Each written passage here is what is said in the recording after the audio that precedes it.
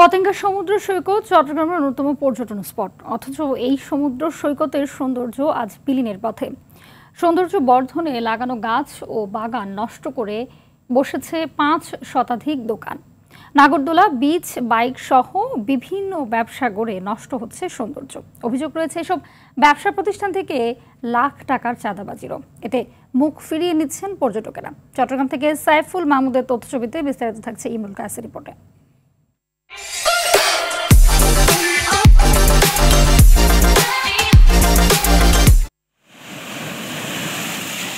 সমুদ্রের উত্তাল ঢেউয়ের সঙ্গে চট্টগ্রামবাসীর গভীর মেতালি। একটু অবসর পেলেই ছুটে আসেন পর্যটন স্পট পতেঙ্গা সমুদ্র সৈকতে। অথচ এই সমুদ্র পাড়ি এখন চট্টগ্রামবাসীর বেদনার কারণ। চট্টগ্রাম উন্নয়ন কর্তৃপক্ষের তত্ত্বাবধানে সাগর পাড়ের সৌন্দর্য বর্ধনে গাছগাছালি আর বাগান করলেও অবৈধভাবে এখানে গড়ে উঠেছে ৫ শতাধিক দোকান। সেখানে পর্যটকদের হাঁটার পথটুকু হয়ে গেছে সংকীর্ণ।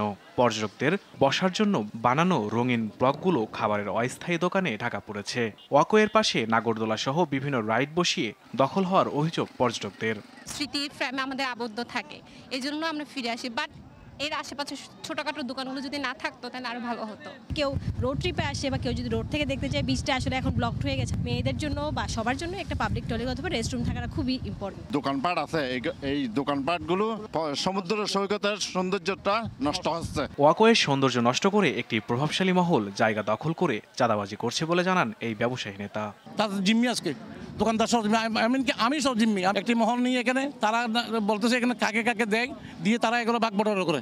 প্রত্যেকদিন আমি একজন দোকান মালিক সমিতির নির্বাচনের সভাপতি হওয়া সত্ত্বেও আজকে আমরা তাদেরকে প্রতিরোধ করতে পারতেছি না। অভিযোগ রয়েছে চট্টগ্রাম উন্নয়ন কর্তৃপক্ষের উদাসীনতায় পতেঙ্গার জায়গা দখল করে দোকান নির্মাণ করেছে দখলদাররা।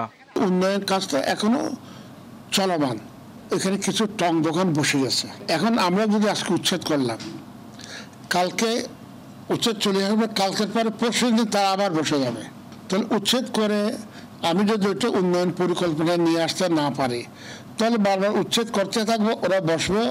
এতে কিছু মানুষ লাভবান হবে, কিছু মানুষ ক্ষতিগ্রস্ত হবে। পতেঙ্গা সমুদ্র সৈকতকে সরপে ফেরাতে প্রশাসনের সহযোগিতা চান পর্যটকেরা।